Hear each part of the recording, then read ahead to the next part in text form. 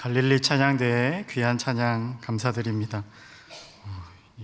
직접 앉아서 들으니까 감동이 더 큰 것 같습니다.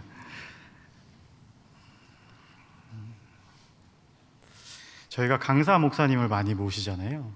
네, 이 자리에 있으면 왜 그렇게 당황하시는지 알 것 같습니다. 네. 여러분은 성경의 많은 인물 중에서 어떤 인물을 가장 좋아하십니까? 네, 대답들을 하시는데 저는 요셉을 참 좋아합니다. 성경의 많은 인물 중에 왜 요셉을 좋아하게 되었냐면요, 제가 고등학교 1학년 때 겨울방학 수련회에서 처음 하나님을 인격적으로 만나고 예수님을 인격적으로 만나고 영접했습니다. 제가 다니던 교회 중고등부를 담당하셨던 목사님은 아주 열정적인 분이셨는데 구호를 정해놓고 그 구호를 설교 시간에도 외치시고 광고 시간이나 이렇게 어떻게 얘기를 할 기회가 있을 때마다 그 구호를 외치셨어요. 그 구호가 뭐였냐면 이 시대의 다윗과 요셉처럼이었습니다. 줄여서 이다요 이렇게. 만약 설교를 하시다가도 너희들은 이 시대에 다윗과 요셉이 되어야 된다, 이다요 이렇게 외치시는 분이셨어요. 이렇게 고등학교 때 처음 믿었는데 그 열정적인 목사님의 설교가 이제 제 귀에 들리기 시작했어요.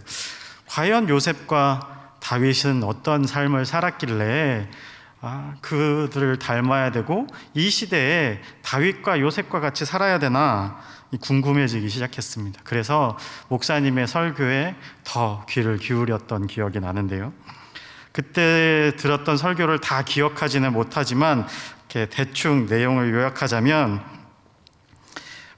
한 인물은 아주 영웅적인 사람이었고 어린데도 불구하고 큰 장수를 물리쳤으며 전임 왕이 자신을 죽이려고 함에도 불구하고 보복하지 않고 그 고난 중에서도 끝까지 훈련을 받아 왕에 올라 통일 왕국을 이룩한 사람, 전쟁하는 족족 이겼고 하나님을 기쁘게 찬양하는 사람, 그러고 죄를 범하였지만 그 죄를 회개할 줄 알았고 용서를 받은 사람, 이렇게 설명을 하셨고, 다른 한 사람은 어릴 적에 꿈을 꾸고 하나님의 비전을 마음에 품었고 그 꿈이 흔들리지 않았다는 거예요. 종으로 팔려갔을 때에도, 그리고 정결함을 잘 지켰고 억울하게 감옥에 가서도 하나님을 믿는 믿음이 흔들리지 않아서 결국 하나님께서 그를 애굽의 총리로 세우셨고 세우셨으니 너희들도 지금부터 비전을 갖고 꿈을 꾸면 이 요셉처럼 아주 큰 인물이 되어 하나님께 영광을 돌리게 될 거라, 이렇게 설교를 하셨던 것 같아요. 큰 영광을 돌려야 된다고 이렇게 찬양도 하셨는데, 그래서 저희 그 교회 중고등부에 유행처럼 돌던 질문이 있었는데, 너는 비전이 뭐니? 이렇게 수련회를 간다거나 아니면 이렇게 소그룹으로 기도 모임을 한다거나 할 때 단골처럼 물었던 질문이었어요. 너는 비전이 뭐니? 저는 이 앞에 두 인물 중에 죄를 범하지 않았던 인물, 그 요셉에게 더 마음이 끌렸어요.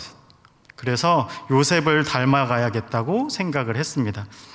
나도 비전을 갖고 노력하면 하나님이 이 시대의 다윗과 요셉처럼 나를 쓰시겠구나 하고 설교에 감화 감동을 받았어요.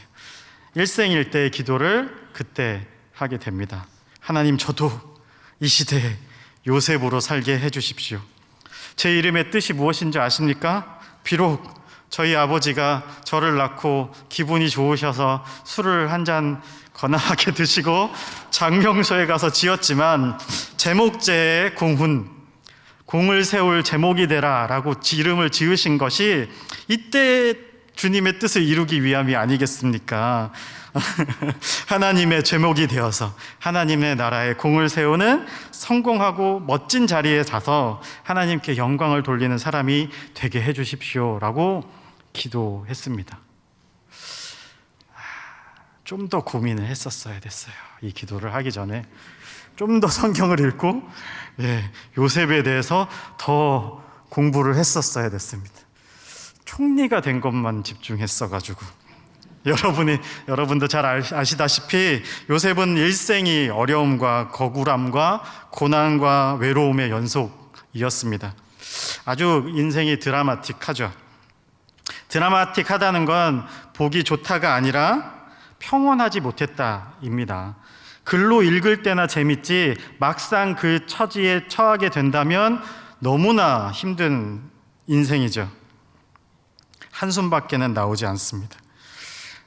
종으로 팔려갔다는 것, 그리고 종으로 팔려간 것은 신분이 바뀌었다는 것.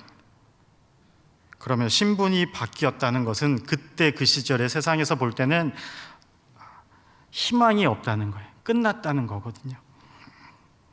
그리고 팔려갔을 뿐만 아니라 억울하게 감옥에 갇히게 되죠. 종일 뿐만 아니라 죄인이 되었습니다. 누명을 쓰고 감옥에 가고 그 감옥에서 얼마나 좌절하고 낙담했겠습니까? 외롭고 힘들었을 겁니다. 은혜를 많이 받았던 그 시절에 저는 목회자가 되겠다고 신학교에 진학을 하게 됩니다. 하나님과 사람들에게 인정받는 사역자가 되고 싶었습니다. 그러나 요셉과 같이 되게 해달라는 기도를 하나님께서 귀하게 들으셨는지 몰라도 저는 진학하고 나서부터 이게 뭐지? 하는 현실에 맞닥뜨리게 되었습니다. 사역을 하는 것과 공부를 하는 것 모두에 어려움이 닥쳐왔습니다. 진학하는 것은 번번이 실패하기 일쑤였고 진행하는 일정이나 계획들이 엎어질 때가 많았습니다. 하나님께 헌신하겠다고 다짐했지만 오히려 역경과 좌절이 몰려왔습니다. 실패하고 나서는 매일매일이 의미 없는 일상이 반복되고 기력과 체력이 소모되고 하는 사역에 지치고 일상이 무료해졌습니다. 저 자신이 한심해졌고 성장이 없고 제자리에 서 있는 제가 너무 싫었습니다. 나에게 주어진 환경과 그것을 극복하지 못하는 제 자신이 너무 밉고 낙심이 되었습니다. 이제 그제서야 성경을 다시 읽었습니다. 요셉을 다시 공부했습니다. 그때 깨닫게 하신 말씀은 성경이 말씀하시는 신앙은 영웅을 만들자는 것이 아니었습니다. 거룩하게 되어야 한다는 것이었습니다. 신앙은 사랑 안에서 서 있어야 되고 그 안에서 인격의 완성을 따라가야 한다는 것이었습니다. 겸손해지고 온유해지고 신앙 인격으로 하나님만을 의뢰하고 원수를 사랑하고 자신을 핍박하는 자를 위하여 기도하며 자기를 낮추며 그리스도를 앞세우며 하나님의 은혜를 구하는 자리로 가는 것을 목표로 하고 있었습니다. 요셉은 비전을 품었다기보다 좌절되고 낙심되는 상황에서 그 자리에 멈춰서서 포기한 것이 아니라 하나님의 신실하심을 믿었고 그 신실하심을 믿고 현실을 성실하게 살았다는 것이 그의 인생의 장점이라는 것을, 그리고 그를 하나님께서 쓰신 이유라는 것을 알게 되었습니다. 그리하여 요셉은 자신이 종이 되었을 때나 감옥에 갇혔을 때나 심지어 총리가 되었을 때에도 자신이 처한 상황에서 주신 하나님을 의지하고 하루하루를 거룩하게 살아간 것이라는 깨달음을 얻게 되었습니다. 특히 오늘 읽은 말씀에 팔려간 요셉이 고백하기를 7절에 하나님이 큰 구원으로 당신들의 생명을 보존하고 당신들의 후손을 세상에 두시려고 나를 당신들보다 먼저 보내셨나니 8절 그런즉 나를 이리로 보내신 이는 당신들이 아니요 하나님이시라 라고 진심 어린 고백을 할 수 있었던 것은 요셉이 자신이 겪고 당한 일들을 그냥 실패의 경험으로 두지 않으시고 모든 경험을 합력하여 선을 이루시는 하나님을 찬양한 것이었습니다. 여기 계신 분들이 들으시면 요셉이라고 그럴 수 있다, 요셉이니까 그럴 수 있다라고 생각하실 수 있습니다. 하나님이 그를 인도하는 과정을 성경에 기록하게 하시고 특별하게 관리하시고 특별하게 붙드셨으니까 요셉이니까 그럴 수 있지 않을까. 나에게는 관심이 없을 거야. 내가 기도하는데 응답하지 않거나 계시지 않은 것처럼 느껴지는 이 시간에, 이 현실에 부딪힌 나를 보면 난 요셉이 아니니까 넘어질 수 있다라고 생각하실 수 있을 겁니다. 그러나 아닙니다. 제가 오늘 본문을 선정한 것은 요셉이 만나고 있는 형제들에게도 하나님이 역사하셔서 합력하여 선을 이루시는 증거를 보여주고 계십니다. 특별히 형제 중에 유다를 보면 그렇습니다. 오늘 읽은 성경 앞에 44장에 보면 유다는 요셉의 형제들을 향한 시험에서 베냐민을 지키기 위해 어떻게 자신이 희생하고 아버님의 야곱을 슬프게 하지 않기 위해서 필사적으로 노력하고 애쓰는지 보여줍니다. 유다를 하나님께서 언제 그렇게 바꾸셨는지는 성경에 나와 있지 않지만 유다는 어떤 사람이었는지 생각나십니까? 요셉을 팔았던 형들 중에 한 사람이었습니다. 범죄자였고 그리고 죄책감으로 가득한 사람이었습니다. 뿐만 아니라 유다는 자신의 며느리와 동침을 한 정말 참 나쁜 말을 해도 되는, 더 말하지 않겠습니다. 그렇지만 이 유다를 하나님께서 끝까지 붙드시고 인도하셔서 오늘 요셉을 만나는 자리에 서게 하시는 겁니다.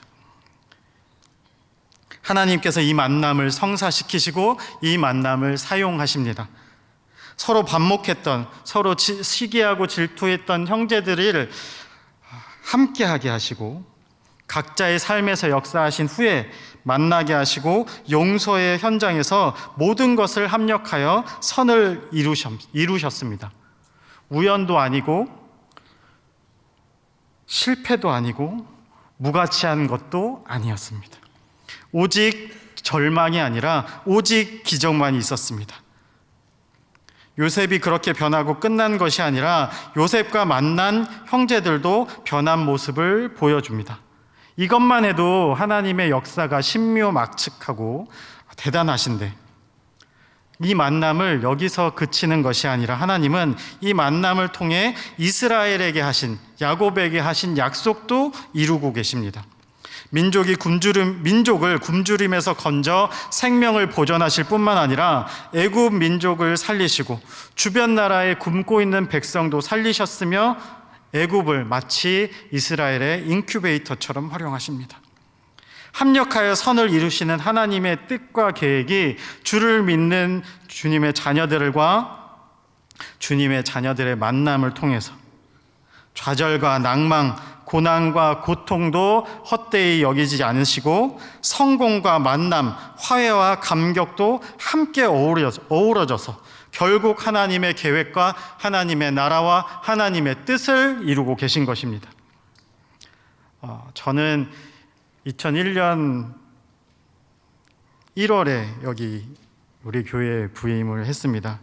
부임한 것도 은혜였고 같이 만나게 하신 동역자들도 주님께서 준비하신 은혜였습니다. 교구를 담당하게 하시고 교구 식구들을 만나게 하신 것도 하나님의 은혜였습니다. 코로나가 한창일 때 부임해서 사역이 멈춘 것 같아 보였지만 그때에도 하나님은 우리에게 역사하고 계시다는 것을 경험하게 하셨습니다. 회복의 기간과 지금에 이르기까지 그 전에 제가 겪었던 좌절과 실패 경험이 쓸모없다 하지 않으시고 부임해서 사역하면서 여러 어려움과 부족함과 한계를 겪을 때마다 오히려 제가 부족하다는 것을 깨달음으로 하나님 앞에 나아가게 하셨습니다. 저와 우리는 하나님의 인도하심에 만족하고 감사해야 합니다. 세상 앞에 잘나게 해달라는 소망에서 돌아서서 하나님을 알지 못했던 나에서 하나님의 은혜 안에 사는 나로 바꿔줘야 합니다. 나의 못남과 시행착오가 나를 좌절과 낭망의 자리에서 멈추게 하는 것이 아니라 주님 안에 있는 저에게는 주님의 약속을 붙들고 나아가게 하셨습니다. 로마서 8장 28절입니다. 우리가 알거니와 하나님을 사랑하는 자 곧 그의 뜻대로 부르심을 입은 자들에게는 합력하여 선을 이루느니라. 합력하여 선을 이루느니라. 이 말은 나는 하나님을 믿으면서 마치 새옹지마처럼 이런 일 저런 일도 겪었고 힘든 일도 겪었지만 그때의 경험이 오히려 나에게 도움이 되었어 하는 것, 이것도 은혜지만 그 정도로 얕은 은혜의 말씀이 아닙니다. 우리의 운명을 바꿔놓으셨다는 말씀입니다. 나의 미련함, 나의 무지함, 나의 게으름, 나의 주님에 대한 배신, 나 자신의 모습에 대한 절망, 나의 환경에 대한 절망, 나의 존재에 대한 자괴감, 제대로 믿지 못하는 의심, 혼자임에 대한 외로움, 세상에 대한 두려움, 이런 것들에게 짓눌려 있는 나를 주님께서는 떠나지 않으시고 손 내밀어 잡아주시고 이것들에게서 자유하게 하십니다. 지금도 내가 너를 사랑한다 말씀하시고 너는 내 안에 있는 자라 선언하시며 너는 내 뜻대로 부름을 받았다 초청하십니다. 우리는 누구를 대하든지 누구를 만나든지 어떤 형편에 있든지 어떤 고난이 우리에 닥쳐오든지 불평하거나 절망하지 않을 근거가 생긴 것입니다. 그분은 하나님이십니다. 우리 아버지이십니다. 하나님께서는 온 우주, 온 역사, 온 시작과 끝, 그리고 여기 앉아 계신 모든 개인의 순간에 하나님의 통치를 입히고 계십니다. 구원함을 받은 우리에게는 그리스도 예수 안에서 그 말로 다 할 수 없는 은혜와 복주심으로 우리를 지키십니다. 우리 중에 누가 상을 받을 만해서 받고 구원을 받을 만해서 받는 사람은 없습니다. 우리 모두는 하나님 앞에서 버림받아 마땅한 자고 은혜를, 구원을, 복을 받은 어떤 조건이나 능력이 없는 자입니다. 그럼에도 불구하고 하나님의 은혜의 다함 없으심, 오래 참으심, 끝까지 사랑하심이 그 깊으심과 높으심, 믿을만 하심과 의에 대하여 의로우심으로 우리를 여기에 붙들어 놓고 계신 것입니다.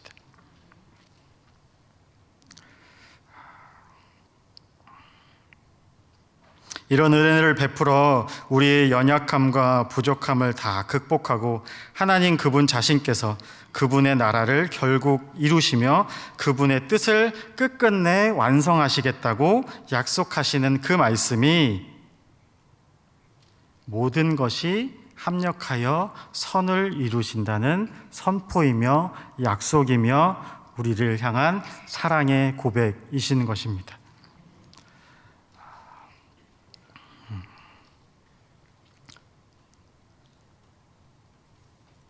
이 자리에 서서 하나님의 말씀을 선포하게 하시는 주님이 저의 연약함과 부족함에도 불구하고 저를 사용하고 계신 것, 이것이 그 증거일 것입니다.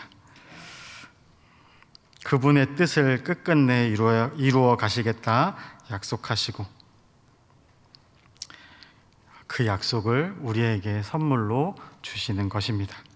그러니 우리는 세상을 보고 두려워하지 말고 우리에게 닥친 고난에도 걱정하지 말고 우리가 처한 환경에도 좌절하지 말고 우리 자신의 어떠함에도 낙심하지 말고 주어진 삶을 살아가야 합니다. 저는 오늘 우리 교회를 사임합니다. 만남이 있으면 헤어짐이 있고 헤어짐이 있으면 만남이 있는 줄 압니다. 다시 만날 때 하나님께서 나와 여러분, 우리 모두의 인생을 합력하여 선을 이루셨다 고백할 수 있는 만남이 되기를 소망합니다. 함께 고백하며 주님을 찬양할 수 있는 만남이 되기를 소망합니다. 사랑하는 영락성도 여러분, 더 깊고 진지하게, 더 놀랍고 겸손하게 우리는 하나님의 인도하시는 선의 자리로 가고야 만다는 믿음 안에서 주님과 끝까지 동행하시기를 축원드립니다. 기도하겠습니다. 하나님 아버지, 은혜를 감사합니다. 그 아들을 주사 처음 성탄절을 기억하게 하시고 다시 오시는 예수님을 기다리게 하시니 감사합니다. 하나님께서 한량없는 사랑으로 우리를 부르셨고 약속하셨고 지키고 계시는지를 잊지 않게 하여 주시옵소서. 한 해가 저물어가는 이 시간에 우리의 믿음이 다시 한번 굳건해져서 세상을 이기고 믿음 없음을 이기고 의심과 불안을 떨쳐내고 예수 이름만 의지하는 우리 인생이 되게 하여 주시옵소서. 그리하여 찬송과 기도와 감사가 끊이지 않는 우리 교회와 가정과 인생이 되도록 축복하여 주시옵소서. 예수님의 이름으로 기도드립니다. 아멘.